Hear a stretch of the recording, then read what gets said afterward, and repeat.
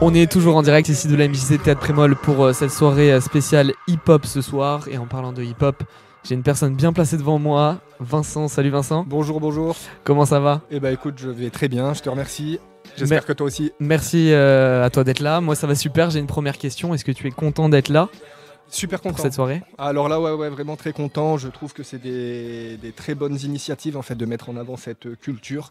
Et quand en plus c'est un projet qui est porté par une danseuse qui aime ce qu'elle fait et qui sait ce qu'il fait, je trouve que c'est super, il en faudrait plus.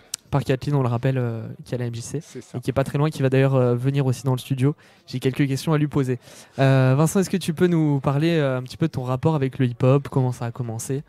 Où t'en es aujourd'hui ? Oh là, aujourd'hui, alors on va commencer par le début, ça sera déjà bien.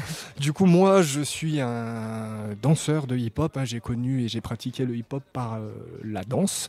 J'ai commencé en 1998, donc j'avais à peu près 14 ans.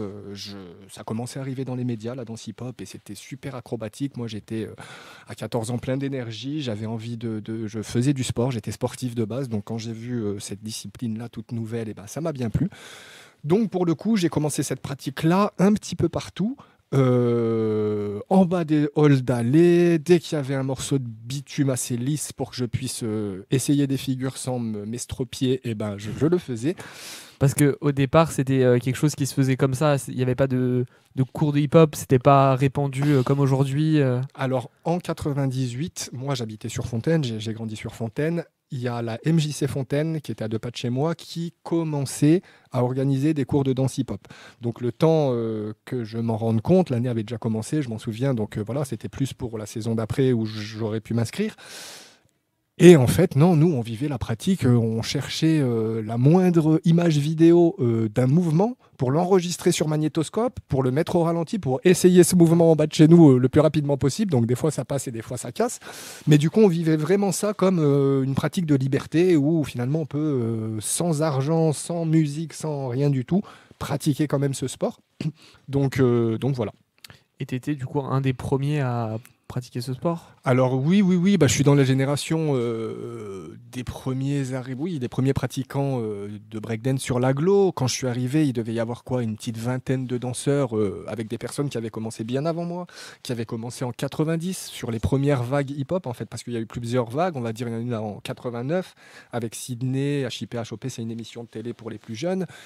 Et après, il y a eu une médiatisation un peu plus dense vers 1998 et moi, je viens de cette vague-là. Donc, on était une vingtaine. C'est des personnes qu'aujourd'hui, je connais depuis 20 ans, donc 25 même. Donc, oui, on n'était pas beaucoup, il n'y avait pas beaucoup de moyens, personne ne connaissait vraiment. Et, tout le monde jugeait ça plutôt cool. En tout cas, voilà, c'était des jeunes qui faisaient du sport, donc il n'y avait pas de jugement par rapport à ça, c'était pas... Non, il n'y avait pas d'idées reçues trop négatives là-dessus.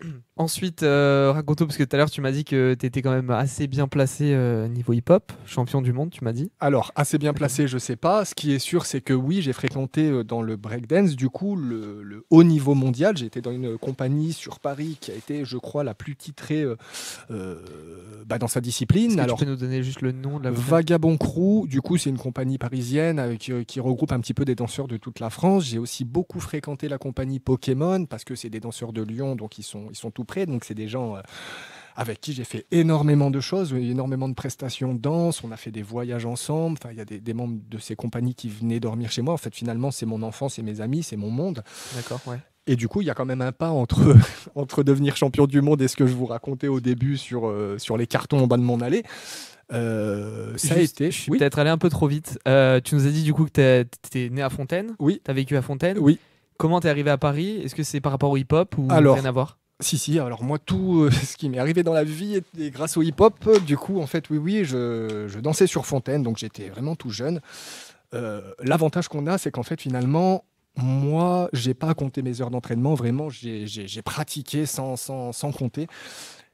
Et donc, j'ai développé finalement des bonnes compétences en danse. Et un jour, j'ai eu la chance, en fait, sur Grenoble, de fréquenter des associations qui étaient aussi à l'émergence de cette pratique de culture urbaine et qui organisaient un festival international de danse hip-hop. Donc, c'était totalement le rendez-vous annuel que tous les jeunes danseurs de Grenoble attendaient, où on avait l'occasion de voir les meilleurs danseurs mondiaux, ceux qu'on admirait en cassette vidéo. On les voyait devant nous, on pouvait passer une semaine avec ces personnes. Donc, ça nous inspirait énormément et ça nous motivait à retourner à l'entraînement. On a eu la chance d'avoir une association qui s'appelait CH2 qui nous met à disposition une salle de pratique où on a pu, sans compter, venir s'entraîner tous les jours, au lieu de rester dans la rue. Et donc, finalement, quand on s'entraîne, au bout d'un moment, le niveau progresse. Il y a, lors de ces rencontres internationales, une compagnie parisienne qui s'entraînait avec nous, qui était là dans la salle de pratique pour s'échauffer, qui a repéré certains jeunes de Grenoble. Donc, en premier, ils avaient repéré un ami à moi qui s'appelle Nono, donc, qui est allé danser sur Paris. Et Nono a ouvert la voie à d'autres danseurs de Grenoble. Donc du coup, on a été 3 de Grenoble à pouvoir aller dans cette compagnie multiple championne du monde. Et du coup, cette compagnie nous a appris le métier concrètement. On a trouvé là-bas un contexte bien plus professionnel. On a appris à créer des spectacles, on a appris à vendre des spectacles, on a appris à se produire en direct à la télé, à côtoyer des artistes de renommée internationale et collaborer avec eux sur des prestations artistiques. Donc vraiment, on est revenu de Paris avec un gros bagage artistique. Ça, c'était quand tu avais quel âge à peu près? Alors moi, je suis revenu de Paris, 27 ans. D'accord. 27 ans, j'ai décidé de revenir sur Grenoble. On a décidé en fait de rentrer ici parce qu'il y avait des jeunes talents aussi sur l'agglo qu'on connaissait, qu'on avait fréquenté, mais avec lesquels on avait un peu plus de distance du fait que nous, on était vraiment en tournée internationale aux 4 coins du monde un peu toute l'année. Et on a décidé de monter une compagnie sur Grenoble donc, qui s'appelait Silent Tricks. Là, on est année 2006-2007. Et donc, c'était ma jonction. Quand je suis redescendu de Paris, il y a cette compagnie qui s'est créée. Et en fait, concrètement, on a eu un très, très beau démarrage. On a fait un tour d'Europe de compétition directement à la création qu'on a remporté. Et après, on a fait la finale des championnats de France, du Battle of the Year France, en 2008 et 2009. Et malheureusement qu'on a perdu en 2008 et qu'on a dû ne pas aller jusqu'au bout l'année d'après car il y avait des blessés dans notre équipe. Mais voilà, disons que la compagnie de Grenoble avait beaucoup de potentiel. On a quand même réussi à être vice-champion de France en fait la première année de notre création. Ce qui est quand même plutôt pas mal. Oui, moi j'en suis fier. Hein, franchement, c'est des choses que je montre aujourd'hui à mes enfants. Quoi, c'est pas donné à tout le monde. C'était retransmis en direct à la télé. Puis c'est une expérience en fait finalement. Moi, ça m'a permis de découvrir. On dit souvent que les voyages forment la jeunesse. Dans mon cas précisément, c'est typiquement vrai. Je me suis trouvé grâce à tout ça, quoi. Donc du coup, tu as vécu de ta passion pendant des années? Alors ça, c'était un peu quand je vivais de ma passion, parce que c'est sûr que quand on était dans la compagnie sur Paris, on était payé. Donc moi, c'était un peu aussi assez nouveau. Des fois, on touchait des cachets avant, mais là, c'était vraiment pour le coup tout le temps et c'était des cachets assez confortables.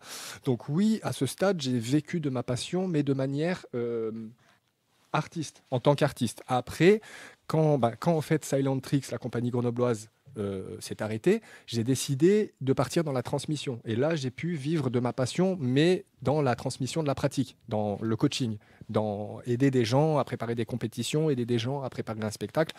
Donc voilà, c'est 2 aspects où on peut vivre de sa pratique, mais de manière différente. On va dire qu'on est moins exposé, on est plus dans la réflexion et la mise en place de projets, quoi. Mais ça reste quand même quelque chose que tu aimes faire, j'imagine. J'adore, hein, moi je suis toujours partie prenante et je m'intéresse toujours, comme ce soir, à toutes les discussions, tous les événements qui peuvent s'organiser autour de cette culture. C'est ma base en fait. Et aujourd'hui, tu continues donc encore à enseigner? Alors non, moi aujourd'hui j'enseigne plus. On va dire que si un ami à moi me demande des conseils sur tel ou tel mouvement et que je suis en mesure, je vais l'aider. Et puis je rechigne pas à rentrer dans une salle d'entraînement. Maintenant, mon lien à cette culture, en fait, elle est revenue ce qu'elle était à la base. Ça veut dire, et pour moi, j'en suis aussi très content. C'est une culture que je consomme, dans laquelle je m'épanouis, que je pratique sans aucune responsabilité derrière. En fait, je suis plus du côté professionnel. Donc moi, en fait, pour vous dire, c'est dans mon salon avec mes enfants, on se met un son hip-hop. Et on fait un battle à 3. C'est comme ça que je pratique maintenant ma discipline. C'est génial, je m'éclate. Parce que du coup, tu as moins cette pression, j'imagine, qu'il y avait avant avec toutes les compétitions. Tu as des responsabilités derrière et des Oui. Puis, en fait, je pense que tout artiste sera potentiellement d'accord avec cette idée. Quand on vend ce qu'on fait, on est cadré en fait par des obligations, par un cahier des charges.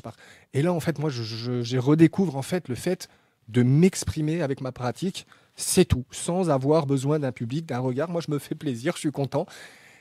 Et finalement, c'est quelque chose qu'il ne faut jamais perdre en fait. On peut passer du côté professionnel, mais il faut toujours se souvenir en fait qu'est-ce qui nous a amené là-dedans, qu'est-ce qui nous anime vraiment dans cette pratique. Enfin, moi, entre remplir des dossiers de subvention ou aller dans une salle où il y a du son et m'ambiancer, franchement, le choix est vite fait, oui. il est vite fait. Donc aujourd'hui, c'est plutôt personnel. Tu t'exposes pas sur les réseaux sociaux, par exemple. Très personnel. Très personnel. Très personnel. D'accord, ok. Ça marche. Merci beaucoup. Et juste dernière question, du coup, tu es là ce soir. Est-ce que tu as prévu une représentation, te représenter sur scène? Non. Tu es juste là pour regarder Non, moi juger. je suis vraiment juste là pour c'est même pas. En fait, j'espère apprécier. J'aurai sûrement une vision critique aussi. Mais vraiment, moi, c'est pour donner un coup de main à cette culture. Moi, on m'a demandé en fait de remplacer quelqu'un qui ne pouvait pas animer le débat. Honnêtement, j'ai un emploi du temps, même le week-end, qui déborde. En fait, je suis vraiment venu là en laissant tout ce que j'avais à côté, mais c'est vraiment pour aider à réfléchir, aider à expliciter des idées, à expliciter des compétences. Voilà, je donne de mon temps pour la culture. C'est super d'être là ce soir, merci beaucoup. Et oui, on le rappelle, il y a un débat juste après au théâtre. Est-ce que tu peux rappeler juste la question? Je crois qu'il y a une question. Alors oui, le fil conducteur du débat sera l'évolution des arts hip-hop. Donc ce qu'on essaiera de faire, c'est de voir un petit peu comment ça a pu évoluer et avec un petit peu aussi une vision internationale, de savoir un petit peu comment cette culture vit dans les autres pays. Que tu vas animer du coup tout à l'heure en direct du théâtre. C'est ça, exactement. Merci d'être venu, merci pour cette interview. J'espère que les autres danseurs n'ont pas entendu, qu'ils vont avoir la pression. Ah merde. Tu vas être dans la salle. Puis on se retrouve en direct du théâtre tout à l'heure. Et merci à vous. Merci. À tout à l'heure.